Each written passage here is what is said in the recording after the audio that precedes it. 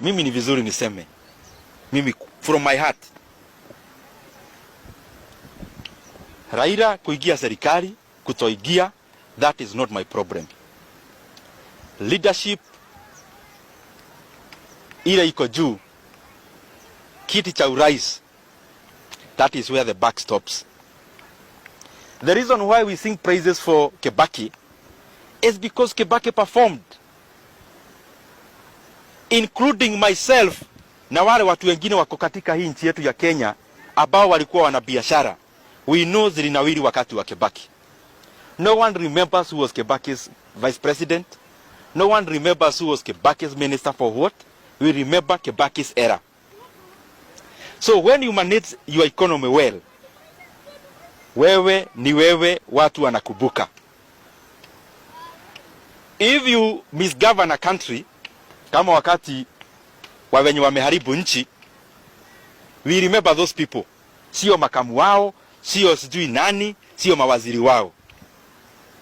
So rais akiona atasaidiwa na Raila, it is okay. He has his rights to choose his government the way he knows how, or the best way he knows how. But I want to say from my heart, wale watu tunaogoza na tunawasikiza hapa mashinani, they are a very unhappy lot. Hawa watu wamekasirika sana na hii serikali.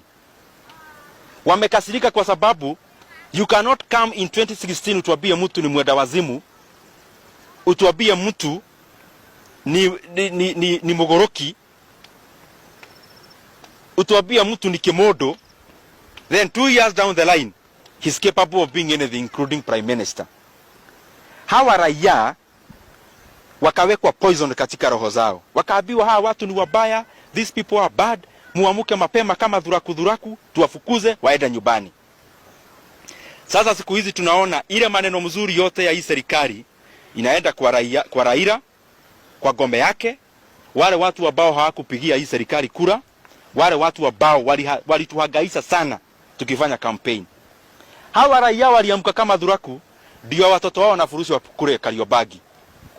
Hawa raia ndio wanaambiwa kila siku maziwa itapanda bei, sijui kahawa italipwa vizuri, majani italipwa vizuri. It ends up being lip service. Our economy imeharibika, especially this second term tangu Raila aingie katika hii serikali. So ni sawa wakitaka kumuigiza wamuigize, vile wanataka kufanya na yeye wafanye, but for me and the people I represent, they are not happy kubebwa kama wajinga. Huwezi kuja hapa uwaambie mtu ni mwenda wazimu, then kesho yake unawaambia vile ni mzuri. Na sasa watu wenye walikuchagua na watu walichagua hii serikali wamekuwa hao ndio watu wabaya katika nchi ya Kenya, na wanaitwa takataka, maneno yao haitakikani.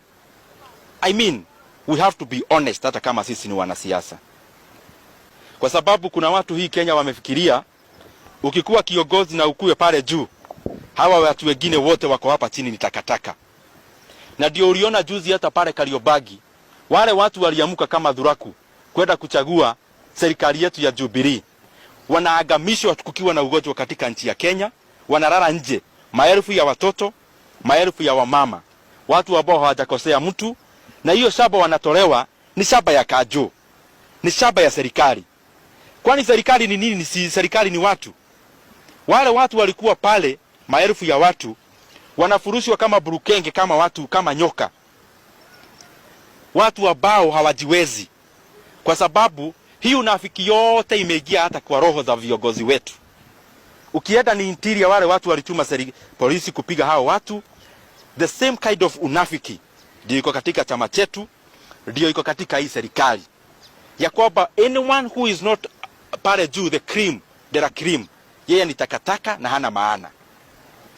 We must revisit our behavior as leaders, na tujue ya kwamba tukibomoa hii chama ya Jubilee, we are going back to the tribal cocoons ile tulichukua hapo mbele. Na hizo tribal cocoons, they do nothing else than dividing our country on tribal lines, na zinaleta mgawanyiko katika raia wa Kenya ambao watu wa Kenya wenyewe ni watu ambao wako pamoja sana. Infrastructure needs is through public private partnerships, what's called PPPs. This is the route that has been preferred by many countries that are undergoing similar challenges to Kenya's with regard to delivering public services under difficult economic situations. I have therefore followed with a lot of interest the current debate surrounding the efforts to improve JKA and our energy sector through PPP arrangements. I am aware that for several years now, Jomo Kenyatta International Airport has been in need of overhaul and upgrade, bringing it to par with the new airports being developed by our neighboring countries. In fact, when we were in the Grand Coalition government, we granted a contract, what we call the Greenfield Airport, to a Chinese company. But that again was later cancelled. The airport handles about 7.5 million passengers annually, but 4 million of those passengers use temporary tented structures. Again, in the last financial year, JKA handled 8.5 million passengers, meaning it has already optimized its passenger capacity. Its runway that is designed for 35 movements per hour is already doing 21 movements and is set to operate fully in full capacity by 2028, 4 years from now. Time is definitely running out for the overhaul, modernization, and expansion of the JKIA. I'm also aware that Kenya has, for possibly a longer period, been in great need of infrastructure to receive and distribute electricity being generated from new local investments in green energy and also from new investments in power stations in neighboring countries. I knew this when I was even Minister for Energy. The country has $500 billion US financing gap for the 20-year transmission master plan that is estimated at $5.3 billion US. In the meantime,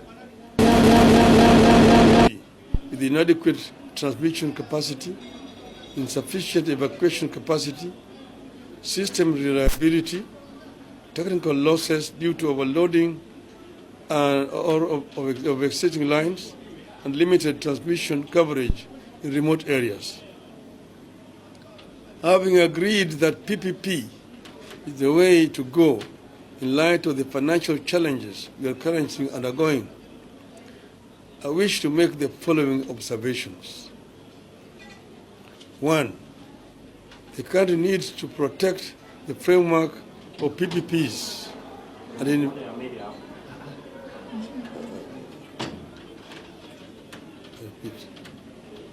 the country needs to protect the framework of PPPs and the investors that show interest in putting money into our public services and utilities.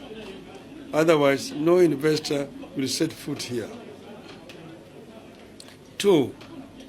In the interest of protecting the principle and framework of PPPs and potential investors, we have a responsibility to ensure our processes are transparent, cost-effective, and accord equal opportunity to all would-be investors in line with the PPPs Act. We all have misgivings about how the current proposed PPPs concerning the AKA and power distribution have been processed, which has resulted in a raging debate over the involvement of the Indian firm in the airport and energy sector projects. Unfortunately, these misgivings have also resulted in a lot of misinformation regarding the investors who have made the PPP's proposals. I have had a chance to interact with the PPP proposers in question. It is my duty to state what I know about them. When I was the Prime Minister of Kenya, I was introduced to the company and its activities by the Prime Minister Narendra Modi, while he was then the Chief Minister of the state of Gujarat. Indeed, Prime Minister Modi organized for a Kenya government mission to visit Gujarat, and I had the opportunity to visit this company's infrastructure projects in that state that included a port, a power plant, a railway line, and an airstrip developed out of what was a swamp donated by the government of India. I'm talking about Adani group of companies.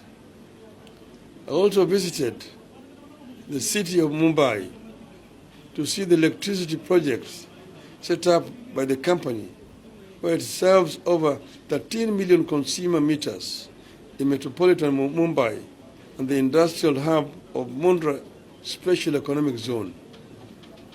Adani Energy Solution Limited has a cumulative transmission network of 21,783 circuit kilometers of power transmission lines and 61,687 megavolts ampere transmission capacity.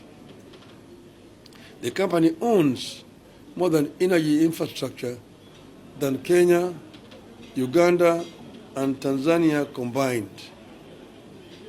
In the same city of Mumbai, I visited the international airport that had been overhauled and upgraded by the company and turned from a collapsing, degenerate airport to a first-class facility. Those who have been to Bombay Airport will confirm what I'm saying here. After the Kenya government delegation came back, the company expressed interest in investing in Kenya. The first expression of interest was far back as 2010. The government was, however, unable to pursue the matter because Kenya did not have a legal framework for engaging in PPP models of financing of public infrastructure. We looked toward India to understand how it was carrying out its projects. Indeed, the PPP law we have today is a variation of the PPP laws of the Gujarat state that Prime Minister gave us in hard copy.